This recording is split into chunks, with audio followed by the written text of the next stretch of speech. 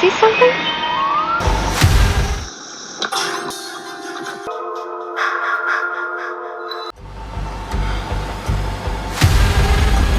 Welcome to DocuMovie Clip.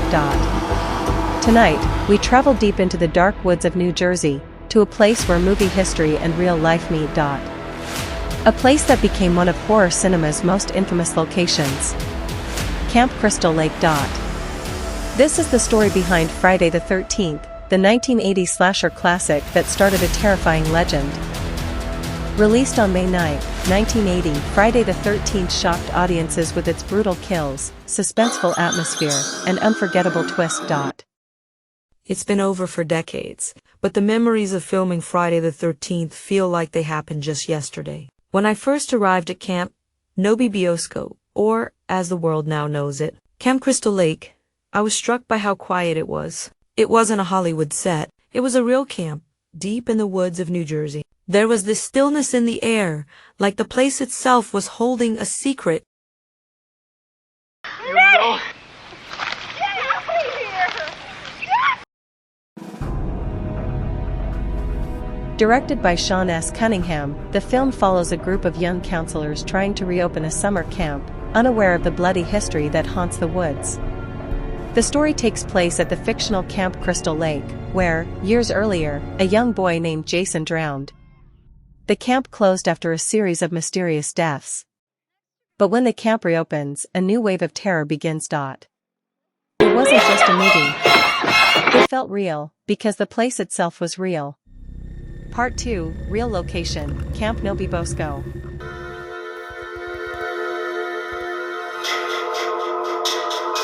The real Camp Crystal Lake is not in some distant movie set. It's right here, in Hartwood Township, New Jersey, at a Boy Scout camp called Camp No-Be-Bosco. Established in 1927, this camp sits deep in the woods, surrounded by quiet nature and still water. We were all young. Most of us were new to film. We were living right there in those cabins, eating together, working long hours. That lake, it was beautiful during the day. But 18 nights. The forest swallowed every sound, the wind through the trees, the creak of wood, the water lapping against the dock. It was enough to make you look over your shoulder. In 1979, the filmmakers chose this location because it was isolated, authentic, and cheap to rent. The cabins, the dining hall, the lake, they are all real buildings still standing today.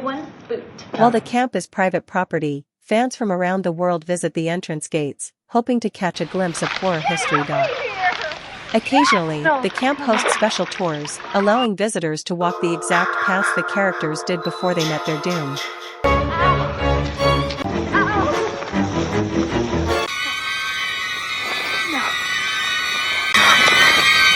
Standing by the lake on a quiet night, it's easy to imagine the sound of footsteps in the dark, or the chilling echo of a scream. Part 3, Actors and Crew. Friday the 13th featured a cast of mostly young and unknown actors, something that added realism to the story. Adrienne King starred as Alice, the film's final girl. Filming there gave everything a kind of raw energy. We weren't pretending to be at camp. We were actually at camp. When I ran through the woods as Alice, screaming for my life, I wasn't acting on a built set. I was in real darkness, with real branches snapping under my feet. It made my fear feel real. She became an unexpected horror icon. Kevin Bacon, years before he became a Hollywood star, played Jack, one of the unlucky camp counselors. Betsy Palmer, a respected stage and television actress, took on the shocking role of Mrs. Voorhees, Jason's vengeful mother. Her performance is remembered for its chilling intensity. Behind the camera, special effects legend Tom Savini created some of the most shocking kills of the era. His makeup effects were so realistic that some audiences believed they were watching real murders.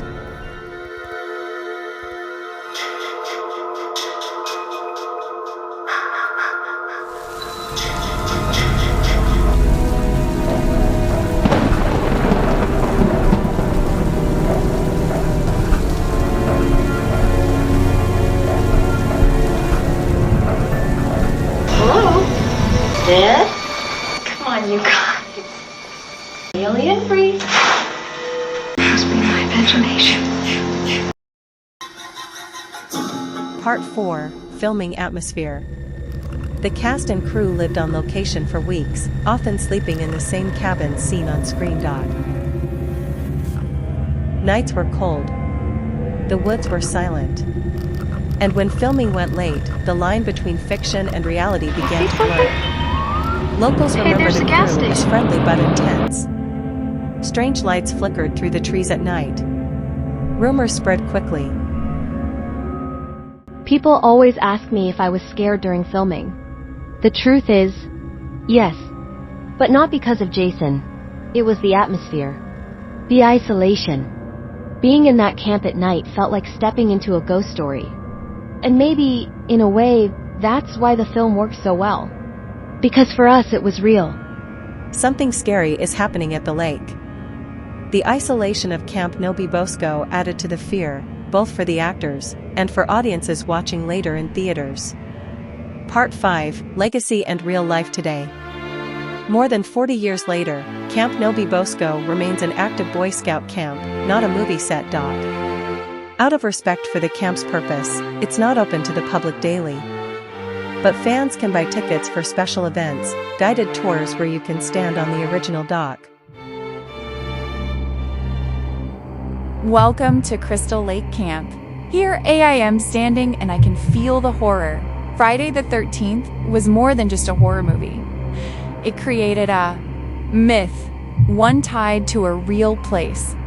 Camp Crystal Lake may be fictional, but Camp No-Be-Bosco is very real, and its dark legacy continues to attract brave souls who want to look fear in the face. If you ever visit, remember to listen carefully. In the distance, through the trees, you might hear a familiar sound. Thank you for watching DocuMovie Clip. Don't forget to like, share, and subscribe. If you dare.